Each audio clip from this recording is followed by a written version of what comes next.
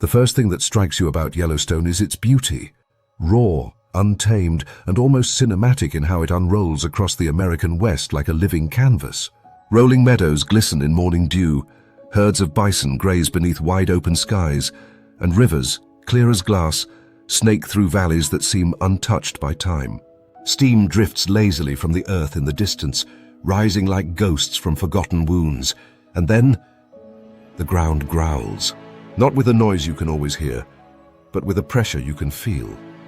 A silent rumble that vibrates through the bones of the land. Because beneath this breathtaking wilderness lies something ancient, monstrous, and very much alive. Yellowstone is not just a national park. It is a volcanic beast in hibernation. A supervolcano, sitting atop a magma chamber so vast it could swallow cities whole and still rumble for more. If it were to erupt, truly erupt, it would not just end the park's wildlife. It could plunge the world into ash-filled skies and nuclear winter. And yet this ticking time bomb has a paradoxical gift. It doesn't just threaten life. It feeds it. Here, where tectonic plates flex like angry muscle beneath a thin crust, heat seeps upward in places where the earth can no longer hold it in. The result is a strange kind of violence. Geysers that scream to the heavens, mud pots that bubble like boiling cauldrons, and fumaroles that hiss with the breath of the underworld. It's a landscape built on contradictions. Death below but above. Life thrives in spectacular, almost impossible ways. Step close to a thermal pool, and you'll find colors that no painter could invent. Vivid oranges, electric blues, molten greens, all created not by minerals but by life itself. Thermophiles, heat-loving microbes, flourish in these scalding environments. These tiny extremophiles are some of the oldest organisms on Earth, the kind that first appeared when the planet was still cooling from its chaotic birth.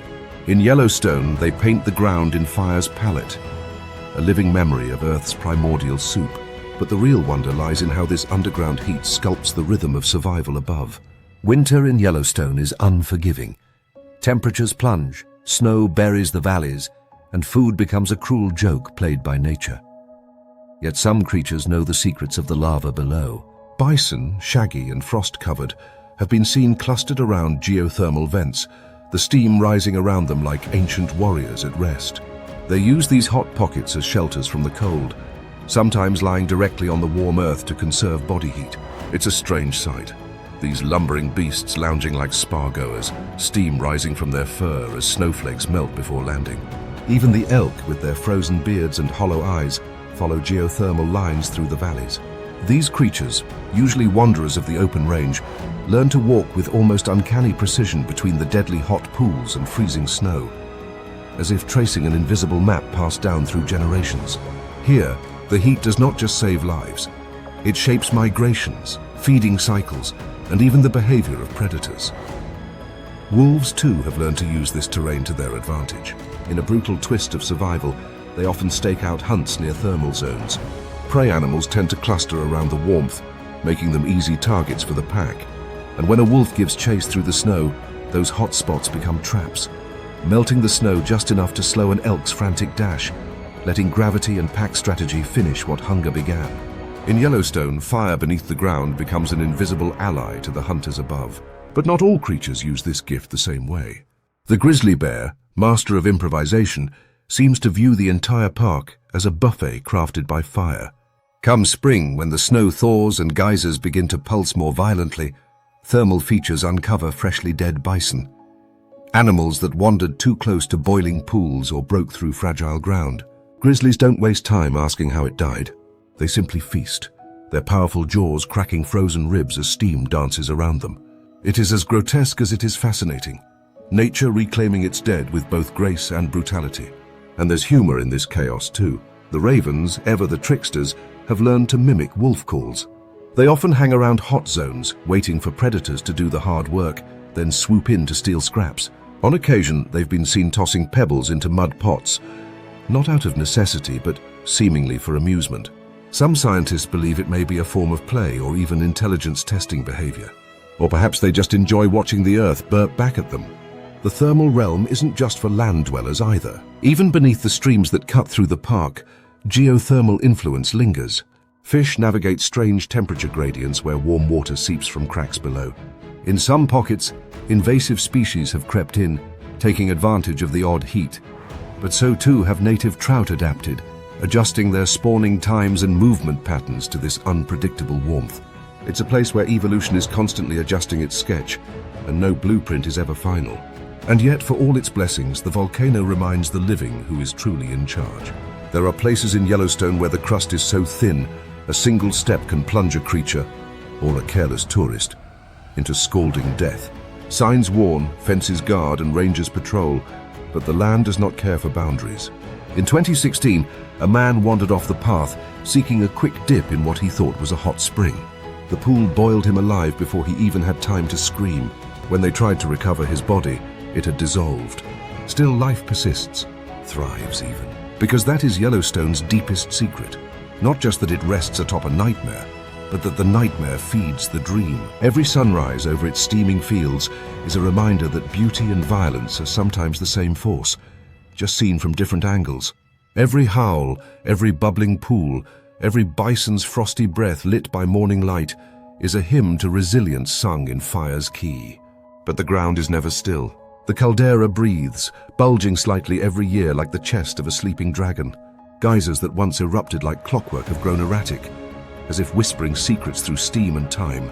Scientists track it obsessively, with instruments that measure shifts in heat and earth like seismographs of the apocalypse. And though the next major eruption may be millennia away, the land does not forget what it is. Because while predators above claw for territory and survival, the true ruler of Yellowstone lies below, molten, ancient, and always listening. And up next we rise from the simmering crust into the cold northern forests, where howls pierce the silence, and Yellowstone's greatest hunters return from extinction to reclaim their throne. The wolves are back, and they didn't come to play. The snow whispers here.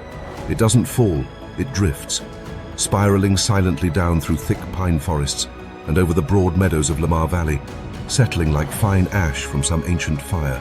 It softens the outlines of everything it touches, antlers, branches, even bones left behind from the night before. And beneath this powdery hush, something moves, not loudly, not boldly, but with purpose, with memory, with hunger. A shadow glides between the trees, a blur of silver and muscle. Yellowstone's grey ghosts have returned. It is hard to overstate the silence they broke when they came back. For nearly 70 years, the park had been a kingdom without its king. By the early 20th century, wolves were not just hunted.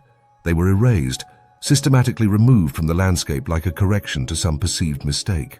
Ranchers and hunters called it progress. Ecologists would later call it ecological collapse in slow motion. For decades, Yellowstone endured a quiet unraveling. Elk numbers soared beyond natural limits, overgrazing riverbanks until they collapsed, stripping valleys of their willows and aspens.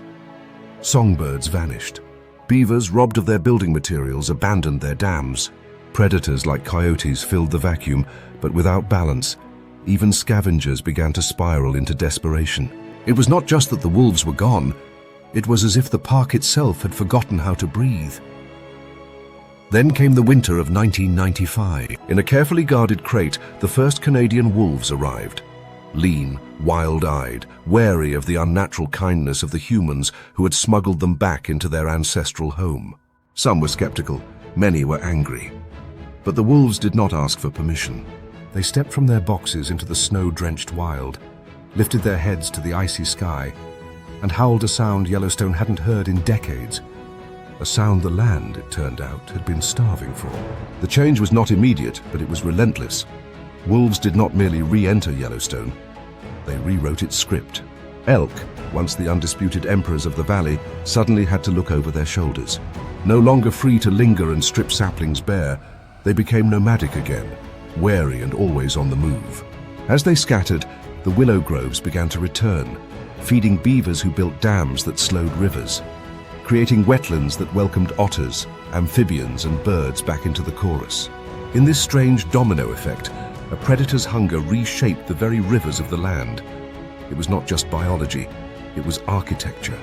But the wolves themselves were not content to remain symbols in textbooks. They became legends in motion. Each pack had its own story, a blend of bloodline, betrayal, survival, and strange alliances. One early matriarch, nicknamed the Nine Female, founded a dynasty that would dominate the northern range for years. Her bloodline coursed through future alphas, her descendants learning the land as if it were inherited memory. And in this wild court of shifting loyalties and snow-dusted battlefields, the packs fought for dominance with a level of strategy that would impress even the most seasoned general. It is easy to romanticize them, sleek hunters with golden eyes and noble howls. But Yellowstone's wolves are not storybook creatures. They are brutal when they must be. In a twist that surprises even the most wolf-obsessed biologists, more wolves are killed by other wolves than by any other cause. Pack warfare is not just territorial, it is generational, often resulting in sudden ambushes, violent coups, and even coordinated assassinations during breeding season. One winter, a well-known alpha male from the Molly's pack was found with his throat torn out, ambushed near a carcass by rival scouts. The attackers had waited for him to wander too far from his pack, and when he did, they didn't hesitate. Yet even in their savagery, wolves display an intimacy and intelligence that feels almost human, and sometimes unnervingly beyond. They mourn, nuzzle, and play with a tenderness that contradicts their reputation. Pups are babysat by older siblings, taught the subtle art of the hunt not by instinct alone, but by family mentorship. Packs communicate not just with howls, but with ear twitches, tail positions, and the softest of grunts. A symphony of gestures in the snow. And there's humor too. Not the belly laugh kind, but nature's wry little smirks. Like when a wolf chases an elk across a frozen river, only for both predator and prey to slide and tumble like clumsy dancers in a silent comedy. Or when a cocky raven hops too close to a kill and gets nipped on the tail, only to squawk indignantly as if the wolf broke some ancient etiquette. The interactions are filled with an odd grace, a constant dance between discipline and mischief. But what surprises most is how the wolves affect not just prey animals but their fellow predators. Coyotes, once emboldened kings of the wolf-free Yellowstone, now live under constant threat. They've adapted with tricks and quickness, often shadowing wolves at a safe distance, stealing scraps in the aftermath of kills, or using their superior agility to dart through thickets where wolves cannot follow. On rare occasions, cougars, the phantom cats of the canyons, come into conflict with the packs, especially when food is scarce. Though usually solitary and elusive, mountain lions have been known to defend a kill against an entire pack, relying on brute strength and elevation. One documented encounter saw a female cougar leap onto a rock ledge and rain down swipes on 3 wolves below, buying just enough time to drag her meal higher into the cliffs. It was a lesson Yellowstone repeats often. Never underestimate a cornered carnivore. And so, Yellowstone's balance began to restore itself. Not gently, but through the chaos and choreography of predation. Even the scavengers fell back into their roles with a kind of grateful precision. Golden eagles, once having to wait for carcasses to freeze and rot before tearing into them, now followed wolf packs like feathery grim reapers. Grizzly bears, always opportunists, learned to sniff out wolf kills before the blood cooled. And the wolves? They didn't seem to mind. In fact, they often left the remains with surprising indifference, satisfied once their needs were met. Perhaps there is a quiet understanding among predators, a shared reverence for the kill, and for the constant ticking hunger that binds them all. Yet with each winter the game shifts again. Harsh seasons, broken packs and rising temperatures continue to rewrite the rules. Some wolves vanish without a trace, fallen to conflict, starvation, or the unseen hand of illness. Others rise from the ashes, lone wanderers who cross hundreds of miles, braving mountains and highways, before finding a mate and claiming a forgotten valley. Each howling throat echoes the same thing, that survival here is not guaranteed but earned. And Yellowstone watches it all. Patient, brutal, beautiful. A stage set atop fire and ice, where ghosts return not to haunt the land, but to heal it. But the balance is never static. Because just as the wolves reclaim their crown, new challenges stir in the forests and meadows. In the chapters ahead, horns will lock, hooves will thunder, and the quiet giants of the park, the elk, will rise for their own violent, rut-fueled rebellion. The throne, it seems, is never safe for long. Autumn in Yellowstone does not arrive gently.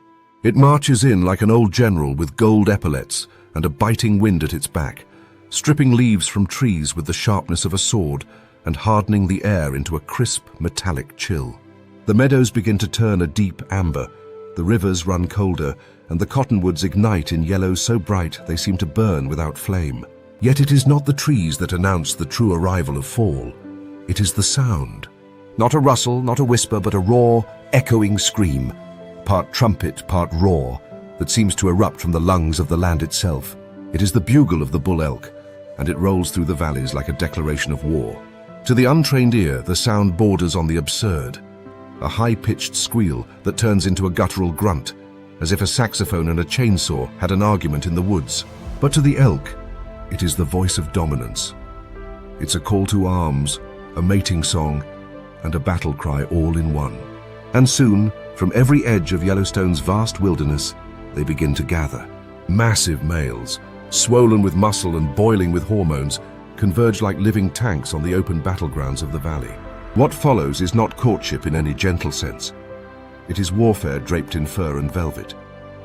Each bull has a crown, and it is no mere ornament.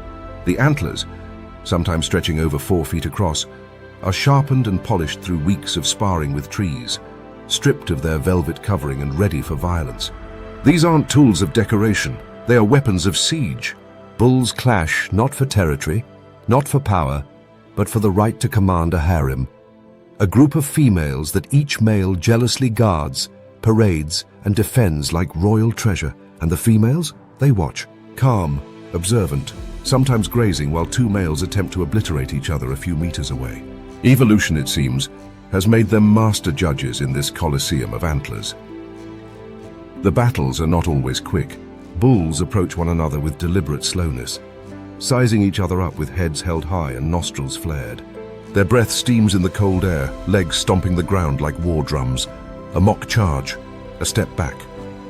Then the explosion. Antler meets antler with a sound like dry branches snapping underfoot, only heavier, wetter, and more final. The power behind each charge can shatter ribs, rip muscle, even snap the very antlers they use as weapons. And yet, many fights end not in injury, but in quiet surrender. Often it is the bluff that wins the war. One subtle hesitation, a falter in the stare, and a dominant bull can take the field without a single blow. But not all are so lucky. Yellowstone's autumn meadows are dotted with the fallen. A younger bull, drunk on his own testosterone, might challenge a seasoned giant and pay the price. Occasionally, fights escalate beyond ritual. Antlers lock too tightly, trapping both animals in a grim embrace that can end in starvation for both. In one infamous case, rangers found 2 bull elk frozen together in death, antlers tangled beyond release, their bodies picked clean by scavengers. It is a reminder that in nature, even passion has teeth. Yet for all the thunder and glory, the rut is not just a test of strength. It is a gauntlet of endurance, cunning, and oddly enough, showmanship. Bulls bugle not only to challenge rivals, but to charm females. The tone, pitch, and frequency of their calls communicate strength and vitality. Some bulls bugle with such frequency they lose weight from sheer exertion, while others parade with exaggerated swagger, herding their females like anxious stage performers. And in perhaps the greatest irony of the season, the most dominant bulls, those with the largest harems and the deepest calls, are often the ones least able to mate. They spend so much energy defending their claim from constant challengers that by the time the moment arrives, they are often exhausted, emaciated, or injured. In the shadows, younger bulls, less burdened and more opportunistic, sneak chances at the edge of the herd. It is biology's version of poetic justice. While the king fights to keep his crown, the thief steals his legacy. But the drama is not limited to bulls. The cows, though quieter, are far from passive. They choose when and with whom to mate, and their decisions ripple through generations. A sharp cow can detect not just the size of antlers, but the health behind the bellow, the stability of a bull's stance, even his history in prior seasons. And sometimes when the rut becomes too chaotic, they simply lead the herd away, a queen relocating her court, leaving would-be kings howling at the trees. Among the chaos, there is comedy too. Young calves, barely a season old, mimic the bugles of older bulls, their tiny voices squeaking through the fog in awkward high notes that seem to surprise even themselves. Occasionally, a teenage bull will challenge a tree, thrashing wildly at bark and branches with all the fury of someone trying to prove something to the squirrels. These rehearsals are clumsy, but vital. Nature's way of letting the understudies prepare for a role that may one day be theirs. And above it all, predators watch. Wolves know that a bull distracted by battle is slower to notice a shadow on the ridge, Bears scent the air for the carcasses left behind by duels gone too far. Even coyotes and magpies follow the rut like a traveling festival, eager for scraps from either feast or failure. The rut may be about reproduction, but its consequences ripple through the entire ecosystem, feeding everything from beetles to eagles. But perhaps the most surprising twist comes after the dust settles. When the bugles fade and the snow begins to bury the battlegrounds, the great warriors of the rut transform into something almost unrecognizable. Their antlers no longer needed a shed, dropped silently in the snow like forgotten swords. The bulls retreat into the forest, battered and skeletal, to rest and rebuild. And when spring arrives, the velvet returns, soft and vulnerable, wrapping the next generation of weapons in a skin of blood and fuzz. It is a cycle both brutal and elegant, and it never truly stops.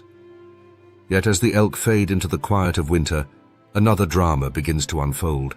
For in the thick forests and steep ridges of Yellowstone, something massive stirs, a shadow among shadows. The grizzly, having spent summer fattening on trout and berries, now turns its gaze to meat, to weakness, to opportunity. The battlefield may be quiet for the elk, but for the bears, the season of hunger is just beginning.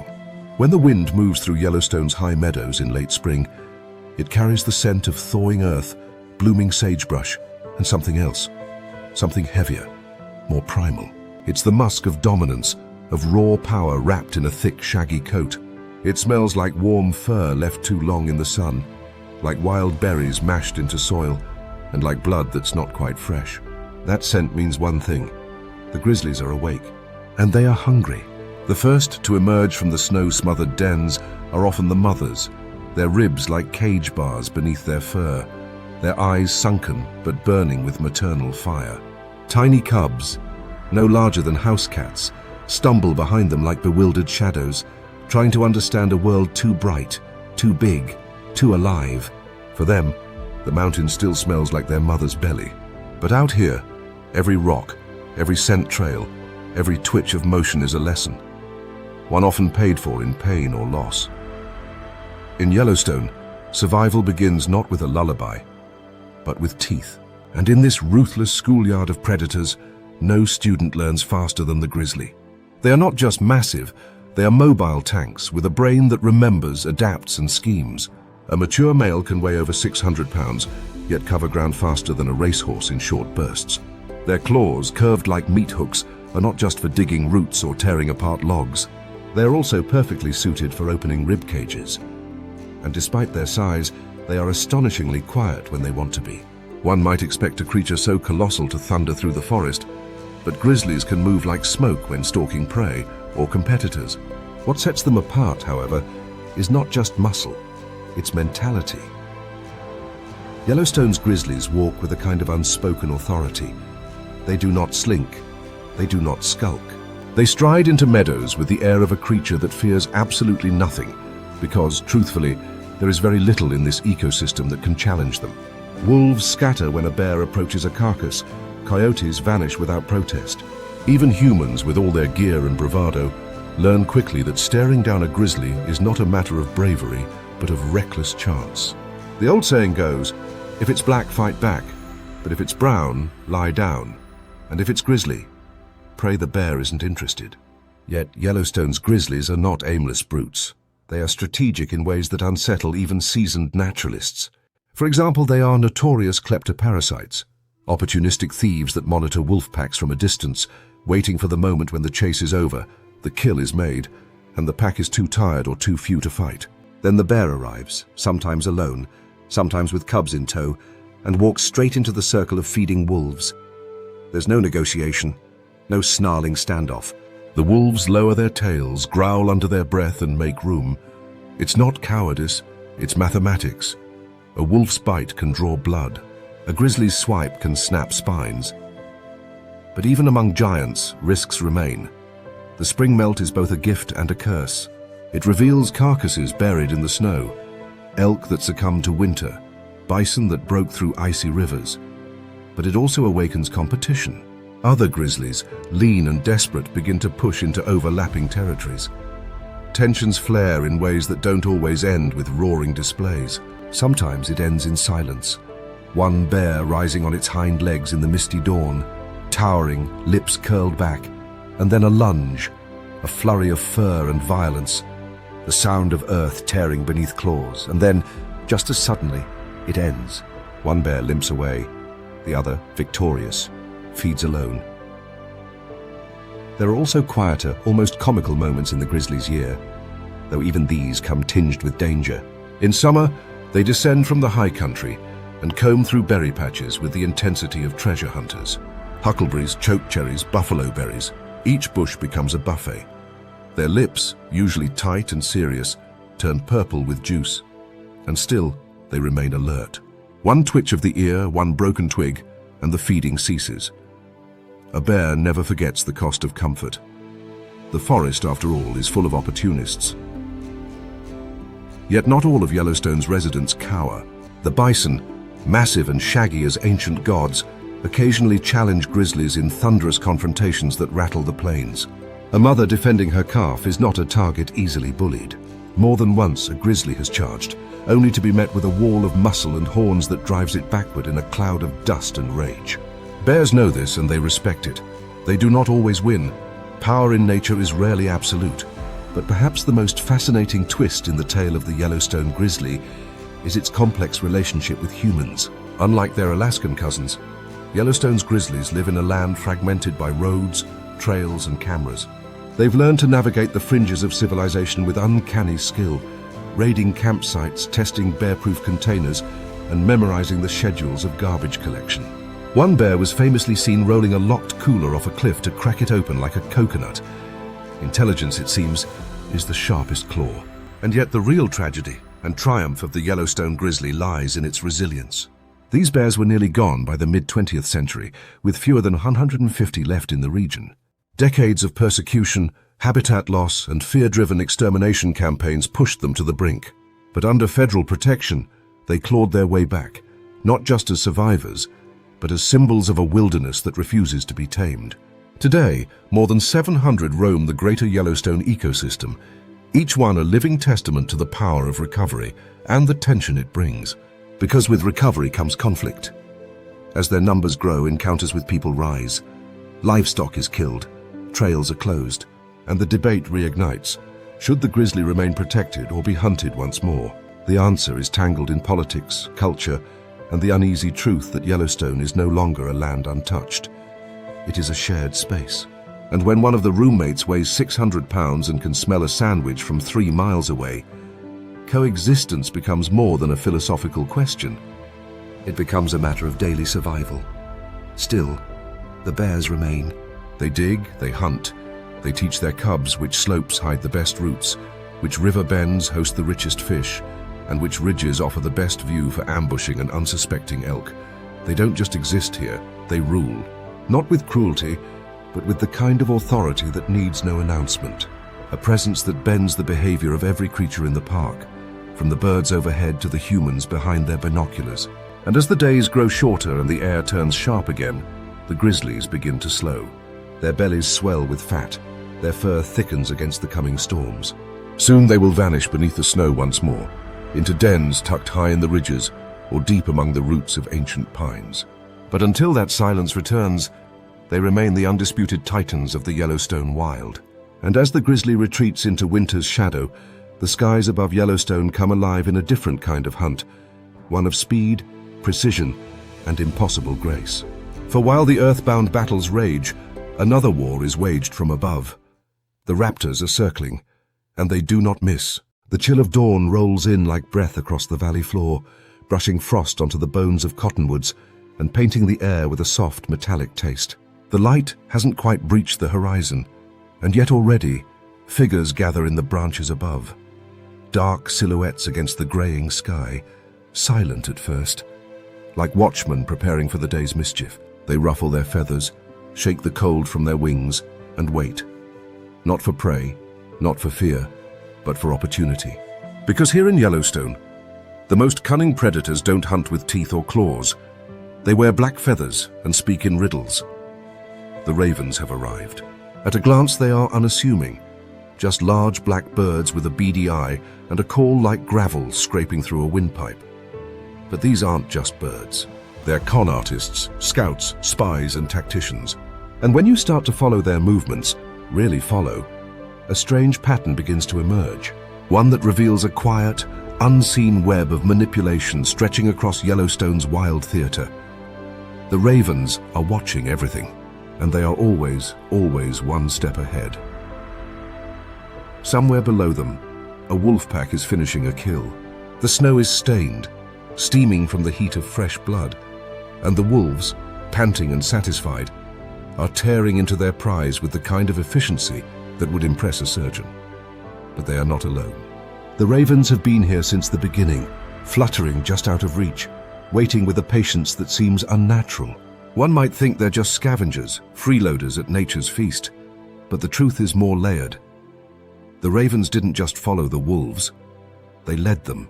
Hours earlier, a pair of these dark tricksters had been seen circling a small, limping elk calf alone in a clearing. Not pecking, not attacking, just circling, calling, making noise. Minutes later, wolves appeared on the scene, drawn to the alarm, perhaps tipped off by the birds. Coincidence? Perhaps. But this is not the first time such things have been observed. Scientists have begun to call it what it is: interspecies collaboration. The ravens act as aerial informants, spotting the weak, raising alarm calls to catch the attention of passing predators, and then swooping in afterward to collect their share. It is nature's most unlikely alliance, the feathered thief and the toothy executioner, working in tandem with no contracts, no rules, and yet undeniable synergy. One study found that ravens are so attuned to wolves that they can recognize individual pack members, even remembering which ones are better hunters and more likely to succeed. Like shady investors, they back the right predator for the highest return. But their talents stretch far beyond battlefield surveillance. Around human campsites, ravens are a different kind of genius. They know how to unzip tents, unscrew jars, and open coolers. Some have been seen watching hikers from afar, waiting until the moment a bag is left unattended to swoop in and make off with a protein bar, or, more amusingly, a set of car keys. One unfortunate camper found himself locked out of his own vehicle after a raven swiped his fob and dropped it in a nearby stream. It seems even Yellowstone's smallest misfortunes may have feathers. What makes ravens truly eerie, however, is not just what they do, it's how they seem to know.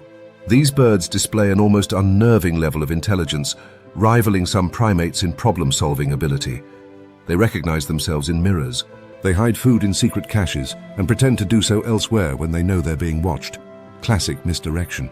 They even mourn their dead, gathering silently around a fallen companion as if performing a kind of ritual, not out of instinct, but out of some deeper, mysterious cognition. And they are capable of planning, not just reacting, but imagining, anticipating, plotting. In one instance, a raven was observed picking up a piece of bread, flying to a stream, soaking it just long enough to soften it, and then eating it with what can only be described as satisfaction. Not survival, not necessity, but taste. It's this touch of indulgence, of apparent thoughtfulness that separates them from the rest. They don't just adapt to Yellowstone, they manipulate it. But for all their cunning, the ravens are not heartless. They pair bond for life, engage in cooperative play, and often raise their chicks with a degree of tenderness that would shame some mammals. Mated pairs are seen grooming each other, exchanging food, and teaching their fledglings the art of thievery with what seems like pride. Their family structure is tight, their social hierarchy flexible but respected. And within that system, each raven learns the trade: how to read a grizzly's body language, when to flee from an angry elk, how to dive just low enough over a carcass to snatch a morsel without getting mauled. They are also great imitators, capable of mimicking the calls of other birds, and even human speech in captivity. In Yellowstone, their vocalizations range from clicks and rattles to full-blown conversations that seem to carry intention. Some researchers believe that certain calls are names, unique identifiers for individual birds. If true, it means ravens don't just communicate, they remember. And their impact is not confined to theft and clever tricks. By redistributing carcass remains, scavenging leftovers, and even breaking into frozen hides that smaller animals can't breach, ravens act as facilitators in Yellowstone's food web. Their sharp beaks open opportunities for foxes, martens, and eagles. In a bizarre way, their selfishness feeds the system. They are greedy, yes, but their greed has consequence. Still, their dark reputation persists. In many cultures, ravens are seen as omens, messengers between worlds, symbols of death, or tricksters who blur the line between luck and misfortune. And in Yellowstone, they live up to all those roles. They arrive with death. They laugh from the trees as a carcass is picked clean. And sometimes, when the forest is very still, their call echoes through the canyon in a way that feels almost knowing, as if they see something we don't, as if the park itself speaks through them. It's through, and so they remain. Not at the top of the food chain, but perhaps just above it, manipulating it like puppeteers. No claws, no fangs, but minds sharp enough to carve through the chaos like a blade through bark. They don't just survive the wild, they shape it. But just when you think the shadows have revealed all their secrets, the next predator rises, not with cunning, but with numbers. A storm is building across the skies, and deep in the herds, something stirs. Because Yellowstone's giants, the bison, are on the move. And they are not just grazers, they are tanks with hooves. And when they stampede, the earth itself gets out of their way. There are mornings in Yellowstone that feel as if time has folded in on itself. When the mist hangs thick over the sagebrush flats, and the sun rises like a smoldering ember behind the peaks, you can almost forget the modern world exists at all. In these moments, when the land is quiet and the wind speaks in hushed tones, the past comes rumbling back, not in whispers, but in hooves. The ground begins to tremble before the sound arrives, a deep, distant drumbeat that rolls across the valley like a thunderstorm crawling on all fours. Then they appear, massive, muscular, unstoppable. America's last wild bison, and they are not strolling gently through the landscape. They are charging across it, and everything in their path gives way. There is nothing dainty about a bison. These are the tanks of the prairie, creatures sculpted by harsh winters, wolf teeth, and a million years of evolutionary stubbornness. A full-grown male can weigh over 2,000 pounds, stand 6 feet at the shoulder, and still outrun most horses over short distances. Their heads are like battering rams built for impact, and their shoulders swell with muscle so dense that even a bullet has trouble finding its way through. Their horns may be short, but they are deadly, curved daggers mounted on bone and rage. Yet what is most disarming about them is not their strength. It's the calm. For most of the year, Yellowstone's bison seem almost meditative. They graze in slow motion, clouds of breath rising from their nostrils like steam engines cooling after a long haul. Their eyes are dark, unreadable, and when they move, it's with the kind of solemnity reserved for ancient monuments. To the casual observer, they appear peaceful, stoic, perhaps even boring. And that's where the danger begins. Because bison are not peaceful creatures. They are not aggressive either, at least not by nature. They are reactors, and when they react, they do so with explosive, unfiltered violence. A raised tail is your first and final warning. In the span of a heartbeat, that grazing, half-sleeping mountain of fur can become a missile of flesh. And when it charges, it doesn't bluff. Every year, Yellowstone records injuries from bison encounters, often from tourists mistaking their silence for serenity.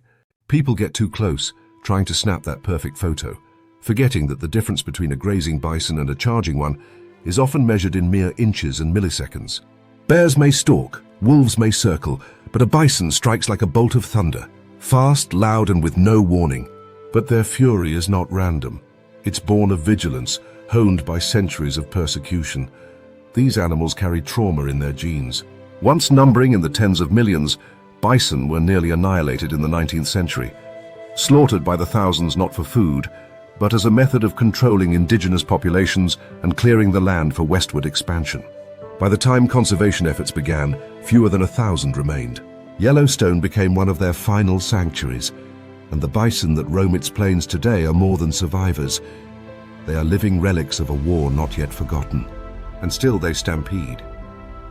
When bison move en masse, it is not merely transportation, it is declaration. In summer, as the rut begins, bulls become belligerent, snorting, pawing, and charging anything that challenges their pride, or simply looks at them the wrong way. Mating season is less courtship and more demolition derby, as rival males crash into one another with enough force to shatter bone. The air fills with grunts, bellows, and the occasional panicked squeal of an elk or pronghorn caught in the wrong place at the wrong time.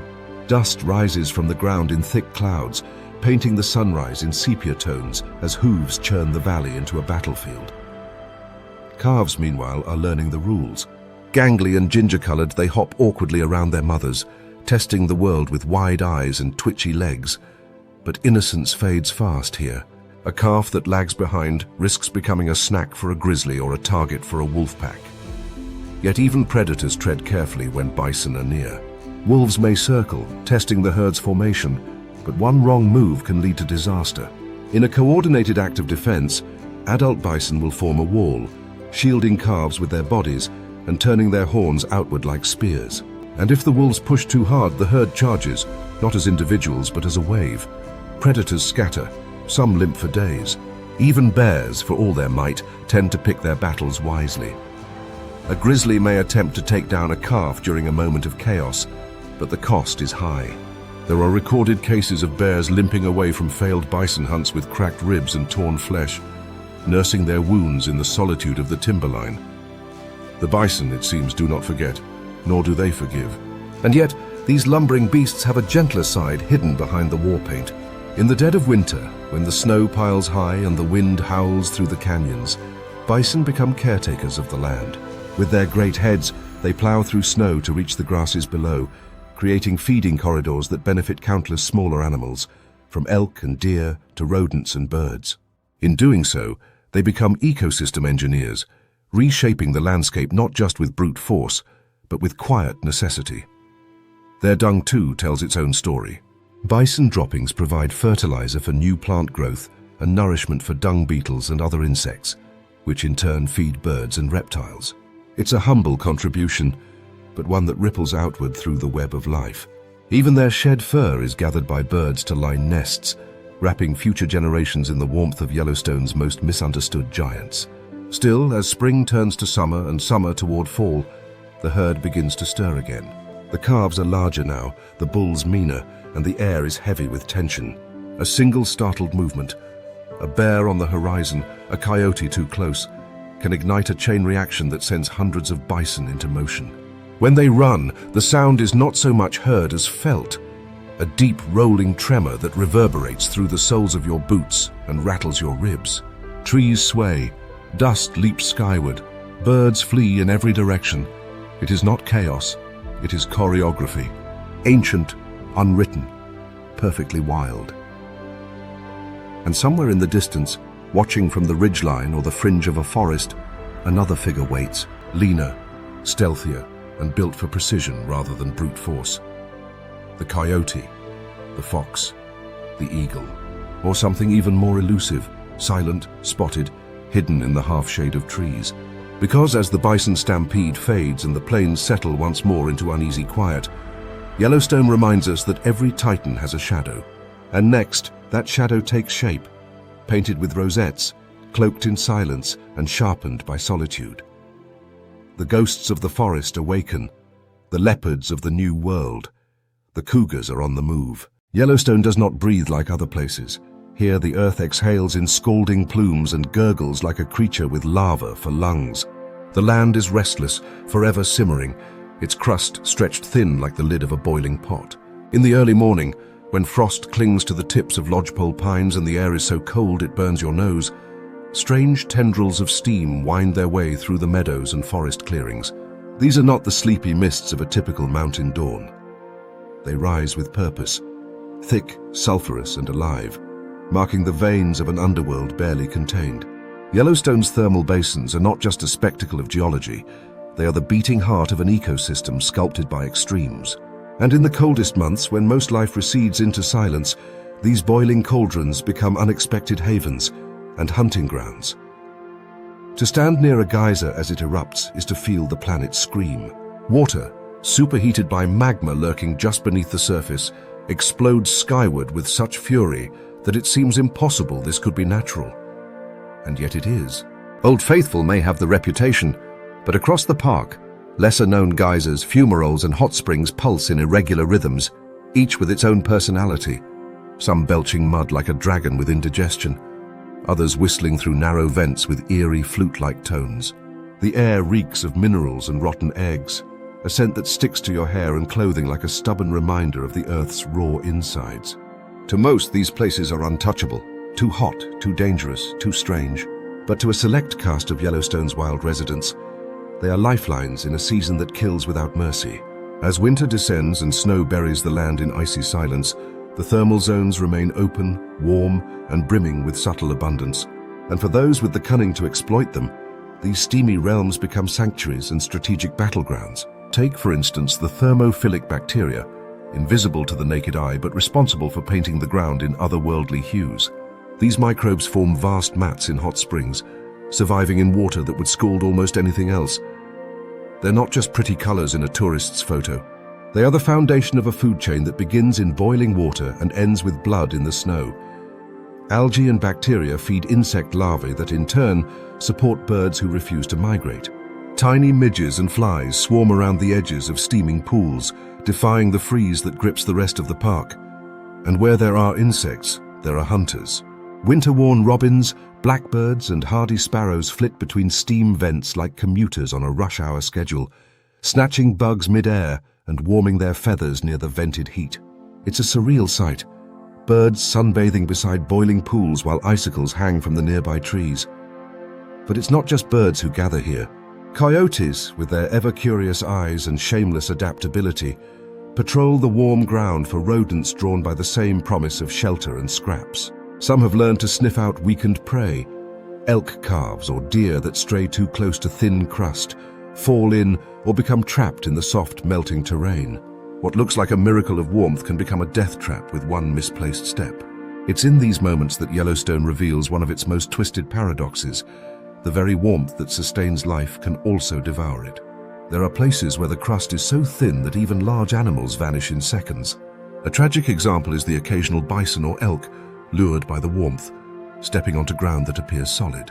Then, with a crack and a hiss, they drop into boiling water beneath. Some are scalded instantly, others writhe, steam pouring off their hides as predators circle, waiting for death to do its work. Grizzlies and wolves, always attentive to nature's cruel opportunities, have been observed feasting on such geothermal casualties, scavenging not with glee, but with grim necessity. In Yellowstone, even tragedy feeds the chain. And yet, some animals don't merely survive near these zones, they depend on them. The red fox, sleek and almost weightless, seems to float across the crust with a dancer's precision. In winter, foxes follow the steam trails, using them like heat-scented roads to navigate terrain too treacherous for heavier hunters. Their noses twitch constantly, triangulating vole tunnels beneath the snow, listening for the soft, oblivious rustle of feet. Then, with a perfect arc of motion, the fox launches into the air and dives headfirst into the snowpack, a predator guided as much by sound as by seismic instinct. Even the great bison, seemingly too large and stubborn to be so clever, have their own relationship with these zones. In brutal winters, they can be found sleeping near fumaroles, their massive bodies steaming as they lie on the warm ground like prehistoric tanks thawing under the geothermal breath. It's not uncommon to see frost on their horns and eyelashes while their flanks radiate heat, a living paradox of fire and ice. And beneath the snow they've trampled, new grass often grows early, nurtured by the subterranean warmth, a green secret in the white wasteland. But perhaps the most enigmatic figure to haunt these thermal haunts is the bobcat. Rarely seen and almost never heard, these elusive felines have been spotted slinking along geyser basins under cover of darkness, eyes glowing in the mist like twin embers. They hunt rabbits and rodents drawn to the warmth, moving with a silence that defies the bubbling chaos around them. In a world of wolves and grizzlies, the bobcat survives not by strength, but by mastering the rules of a board no one else understands. Still, for all its hidden gifts, the thermal world is not eternal safety. Geysers can change behavior without warning. Pools once calm may erupt violently. Thin crust can shift under the weight of snow or hooves. It is a realm of instability disguised as refuge. Even ravens, those mischievous masterminds of Yellowstone, treat the geyser basins with caution, perching on signposts rather than the ground, as if reading the warnings meant for humans and choosing wisely to obey. Yet life continues to be drawn here, moth to flame, not despite the danger but because of it. Because in a world where temperatures can plunge to -40, where food becomes an idea more than a promise, and where the strong don't always outlast the clever, the thermal basins offer something rare: unpredictability. A chance, a loophole in winter's contract. And so, the hunt continues, not in the shadows of trees or the depths of rivers, but along the boiling edge of the world itself. Steam curls around antlers and fur. Ice crackles beside burning pools. The air smells of minerals and melting. Every footstep here is a gamble. But for the animals who've learned the game, Yellowstone's cauldrons are not just hazards. They are home. And just beyond the warmth, where the mist fades and the real cold begins, another kind of killer waits in silence. Not one of claws or fangs, but of wings and talons, of stillness and velocity. The sky is no longer a refuge, because now the hunters above are beginning their descent. The raptors have taken flight. The wind over Yellowstone's open valleys carries stories. It snakes through golden grasses and scrapes across broken rock, stirring whispers that only the land remembers. Some speak of fang and claw, of buffalo stampedes and ancient bear trails. But tucked between those deeper roars are lighter threads, flickers of mischief and maneuver, the dance of the opportunist. For where bison thunder and wolves rule with coordinated might, another predator survives not by brute force, but by deception. Slippery, clever, and maddeningly persistent. Welcome to the domain of the coyote, Yellowstone's greatest hustler. The coyote does not announce itself. It slides into view like a misplaced shadow, ears twitching, nose to the wind, eyes always calculating.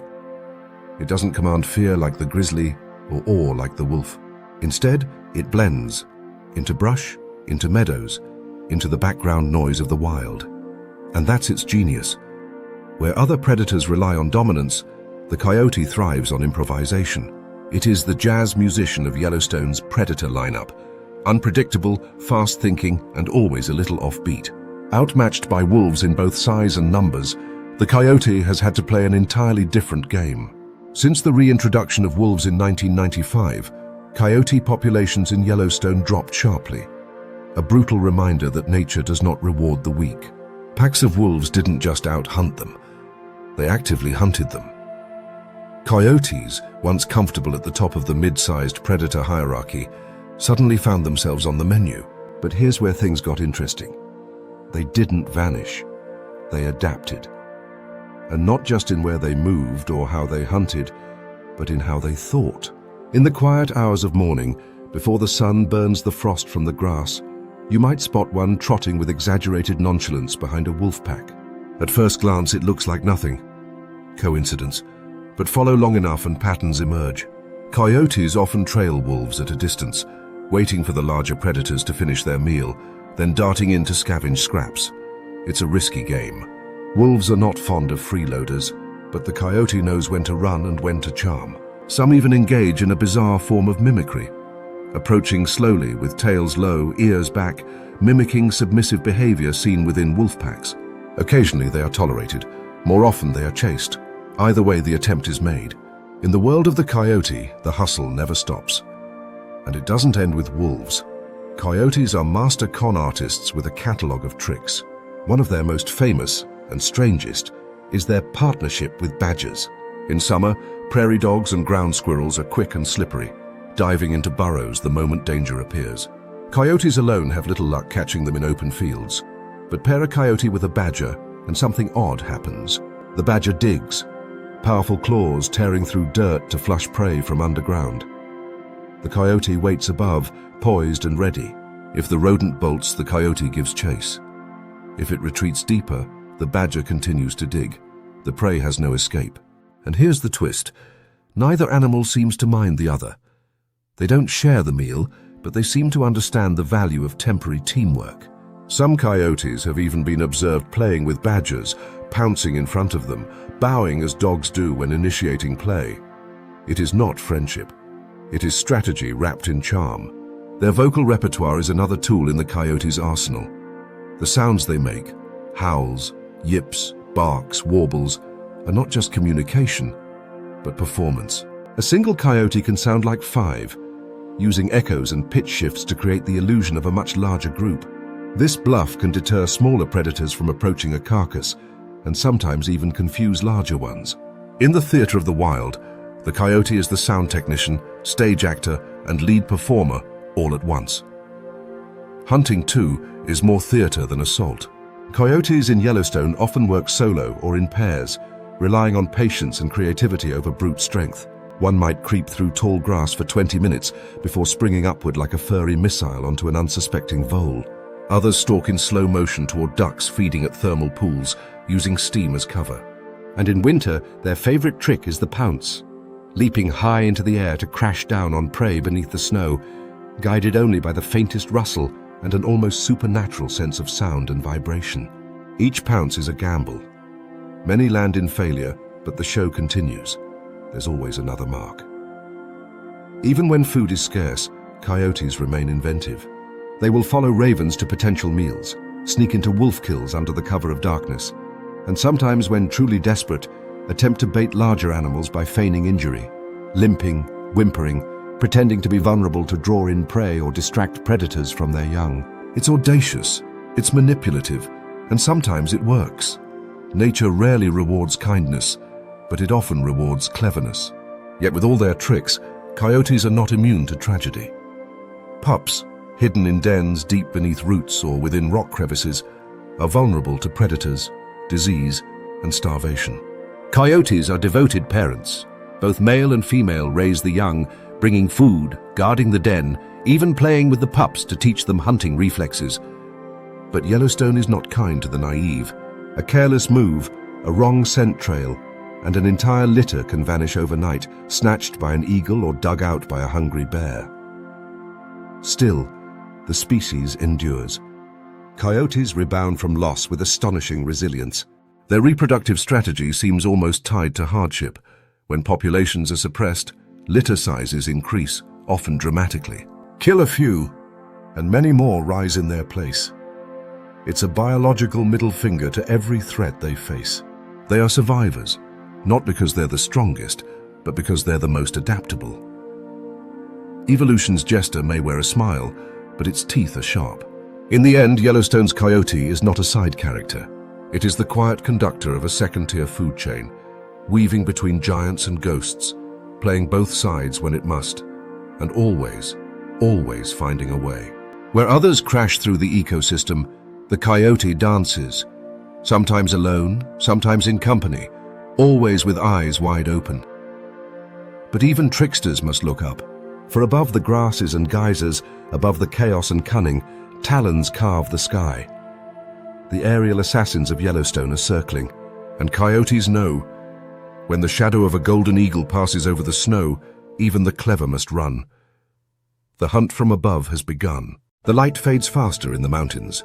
As the sun slips behind the jagged shoulders of Yellowstone's high ridges, the land exhales, cool and slow, like a great beast settling into slumber. Shadows stretch like fingers across the forest floor, curling between boulders and threading through the thick underbrush. The air changes too, crisper, denser, and somewhere in that deepening dusk, where spruce needles whisper and the silence becomes impossibly wide, a watcher moves. You won't see it. You won't hear it.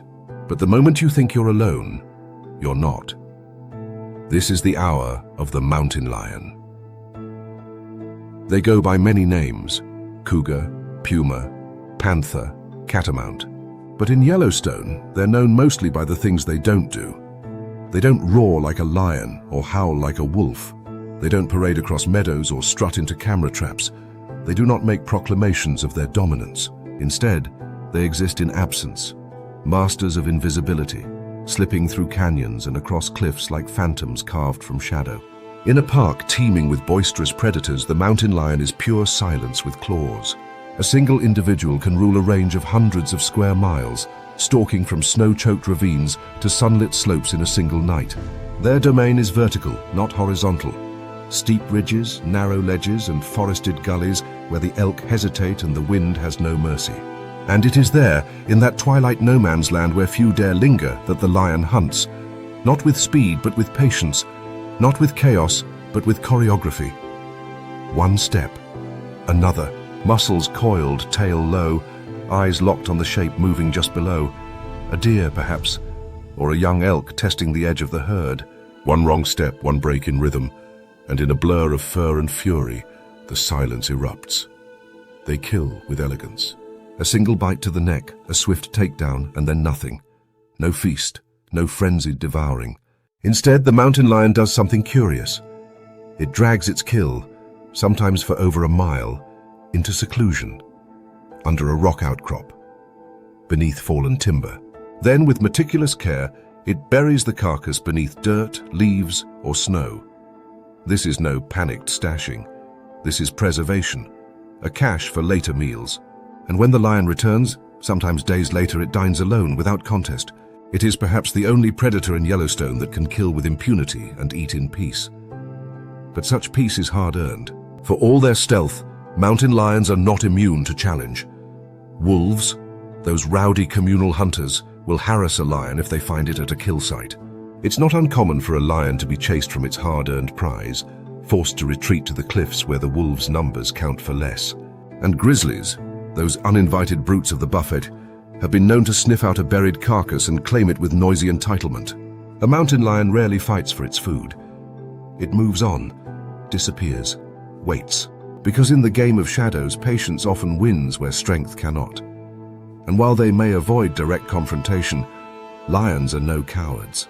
In the thickets of Yellowstone's quieter corners, they breed, raise cubs, and teach them the craft of disappearance. The kittens are born blind, spotted, and utterly dependent. For weeks, the mother leaves them only in brief, calculated windows, slipping away to kill, then returning in silence with blood still on her whiskers. She is fierce in defense, but smart in strategy. She moves dens frequently, keeping the scent trail cold. Few ever see a lion cub in the wild. Fewer still hear them, and yet they are there, small ghosts waiting to grow into larger ones. Tracking these predators is more art than science. Their paws are soft and wide, spreading weight so evenly that footprints vanish in hours. Their scat is rare. Their presence is felt more often in absence, an elk carcass stripped and buried, claw marks on a pine, a sudden vanishing of coyotes from a ridge they frequented the day before. Even Yellowstone's most seasoned biologists go years without a face-to-face encounter. But when it happens, it's unforgettable. Eyes like molten amber, unblinking. A body built for silence, and then gone. But there is charm, too, in their mystery. One female mountain lion was once collared for study, and researchers tracked her movements for months. Her territory covered more than 150 square miles, yet she returned, almost like clockwork, to the same ledge under the same twisted pine, where she would sit for hours, unmoving, staring out over a particular valley. No prey, no mate, no reason, just presence. Was it habit, memory, preference? No one knows, and that's the magic of them. While wolves and bears can be dissected with data, mountain lions remain storytellers of the unsolvable. Every scratch in the bark, every vanished mule deer, every whisper in the snow is a question they refuse to answer. And still, they are vital. Without them, Yellowstone's balance would tip. They cull the weak, the sick, the slow. They shape the movements of deer and elk, shifting grazing patterns in subtle ways that allow vegetation to regrow, soil to recover, and streams to breathe again. They are, in their own secretive way, gardeners of the high country, sculptors of space and rhythm. Their presence is the punctuation mark on every ecological sentence in the alpine forest. But winter grows longer and food becomes scarce. Snow deepens, covering the ridgelines in silence so thick it almost feels sacred. The mountain lions grow lean, their paths longer, their movements more desperate. Some descend lower into valleys, risking encounters with rivals, humans, and colder winds. And some vanish altogether, swallowed by the terrain they know better than we ever will. Yet when the snow begins to melt and the mist once more rises off the high slopes, their trails will return. Not in bold prints, but in echoes. In the sudden hush of a songbird, the nervous twitch of a mule deer's ears, or the vanishing of a coyote from a clearing it no longer trusts. Yellowstone's ghost has passed through. You'll never see it, but it sees everything. And now, as the forest exhales and the ridgelines fade into the blue hush of evening, the eyes of the lion close, and another kind of predator prepares to rise. Because not every killer in Yellowstone roams the land. Some rule the air, and when the talons strike, they do so without a whisper. Next comes the descent of the raptors, Yellowstone's winged assassins. There is a certain stillness in Yellowstone that feels eternal. A silence so vast it seems carved into the bones of the land, older than wolves, older than fire. The rivers flow as they always have, bending between meadows and mountains with the kind of timeless grace that suggests permanence. Herds move through the valleys like slow-moving clouds, and geysers erupt in a rhythm older than memory. But this stillness is a mirage, because underneath the snow-draped forests, beneath the volcanic breath of the geysers, beneath the very notion of protected wilderness, a quiet war has begun. And the enemy is not one you can outrun. In late summer, the smell of Yellowstone changes. It is no longer just pine resin and hot dust and sun-baked grass. There's something sharper now, dry, electric, laced with dread. The air takes on a kind of shimmer, as if the forest itself were exhaling a warning. This is wildfire season, and no creature in the park, human or otherwise, escapes its reach. It doesn't always begin with drama. Sometimes it's just a single lightning strike in a forgotten canyon, or a spark tossed by a careless visitor, or even sunlight refracting off the broken glass of a bottle left behind on a trail. But once it begins, it moves like a living thing, feeding, stretching, calculating. And Yellowstone burns. To the untrained eye, wildfire looks like destruction. But fire in this ecosystem is not just a force of ruin, it's a rebirth engine. Lodgepole pines, the dominant tree across vast stretches of the park, actually need fire. Their cones are sealed with resin so thick that only the heat of flames can crack them open, releasing seeds into the scorched soil. Grasses return in a riot of green, wildflowers bloom in the ashes, and herbivores arrive soon after, grazing on the nutrient-rich regrowth.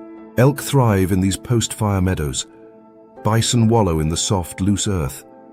Bears feast on berries that bloom thick in fire-cleared thickets. Fire is nature's reset button, brutal, cleansing, and utterly essential. But lately the flames come faster, hotter, more often. What once burned in a cyclical rhythm of decades now ignites in rapid succession. Droughts stretch longer, snowpack melts earlier, and storms arrive less like seasonal punctuation and more like exclamation marks of chaos. Climate change has turned Yellowstone's carefully balanced system into a game of roulette, where the stakes rise each year. Fires that once shaped the land now threaten to consume it. Not because fire itself is unnatural, but because the rhythm has been broken. The music of the seasons plays faster, harsher, and many of Yellowstone's wild inhabitants are struggling to keep time. And then there's us. Yellowstone is no longer a wilderness sealed from the world. Over 4 million people pass through its gates each year, turning trails into highways and once hidden valleys into selfie backdrops. From April to October, the park pulses not with elk herds, but with engines, chatter, and the ever-present click of a phone camera. In places where wolves once crept unseen, now buses unload tourists armed with telephoto lenses and trail snacks. Boardwalks wind through geothermal basins like arteries, ferrying flip-flops and sun hats inches above boiling pools where microbial life older than the dinosaurs still bubbles in peace, or tries to. The tension is not merely philosophical, it's logistical. More people means more waste, more roads, more risk of fire, more wildlife encounters gone wrong. Rangers spend as much time managing human behavior as they do protecting wildlife, separating bison from picnickers, rescuing tourists who wandered off trail for the perfect photo, or explaining yet again why feeding a bear is not just dangerous. It's a death sentence for the bear. Because once a bear learns that humans mean food, it cannot unlearn it. And in almost every such case, it is the animal who pays the price. And yet for all the chaos, people still come. Because Yellowstone casts a spell. There is something about standing at the edge of the Grand Canyon of the Yellowstone, watching waterfalls crash into golden rock, or hearing the howl of a wolf echo through a snowbound valley that taps into something ancient in us. A memory we didn't know we had. A longing for something wild, something beyond us. The danger is not in the presence of people, but in forgetting that this place is wild, that we are visitors, not residents. Still, not all human influence is invasive. Conservation too is a human creation, fragile, difficult, but profoundly necessary. Yellowstone stands today because people chose to protect it, beginning in 1872 when it became the world's first national park. Since then, waves of scientists, activists, indigenous communities, and park staff have fought to restore wolves, protect grizzlies, conserve rivers, and push back against encroaching development. Today, research here informs global conservation strategies. Yellowstone is not just a sanctuary, it is a laboratory, a school, a proving ground for whether wilderness and humanity can coexist in the modern age. And it is a contested ground. Indigenous voices, long excluded from management decisions, are reasserting their rightful place in Yellowstone's future. The land remembers their presence, in trails, place names, hunting grounds, even when maps try to erase them. Now, new collaborations are beginning, blending traditional knowledge with modern science, offering a vision of stewardship rooted not in control, but in relationship. A vision where Yellowstone is not managed like a theme park, but honored like a living relative. But the threats are not all visible. Invasive species, carried in on boots or boat hulls, creep into the ecosystem silently, altering plant communities and displacing native insects. High-altitude birds, once comfortable in the chill, now find their breeding grounds too warm. Even the snow is changing, melting faster, crusting harder, and throwing off the synchronized dance between plant, herbivore, and predator that once played like clockwork. Still, Yellowstone endures, not untouched, not pristine, but stubborn. A place where wolves howl against the odds, where bison shake ash from their coats and charge into spring, where grizzlies teach their cubs to fish in streams that still run cold and clean. It is not a relic. It is not a museum. It is a living war zone of survival, brilliance, and adaptation. And that, perhaps, is the truest wonder of Yellowstone. Not that it exists, but that it insists. In the face of fire, tourism, climate, and time, it remains wild. Not perfectly, not easily, but defiantly. The geysers still erupt. The elk still rut. The ravens still steal. And deep in the ridges, where no one goes, a mountain lion still watches, silent, unseen, and eternal. The question is not whether Yellowstone can survive the century. The question is whether we will let it, or better yet, whether we will learn from it. Because this is not just a story of animals, it is the story of us, of what we choose to protect, of what we risk losing, and of whether the last great wilderness can continue to teach us what it means to be wild, to be humble, to be home. And somewhere in the distance, beneath the sulfur-stained clouds, the ground growls softly once more. The heartbeat of a supervolcano still ticking beneath the skin of the earth. The war is not over. Yellowstone is still fighting.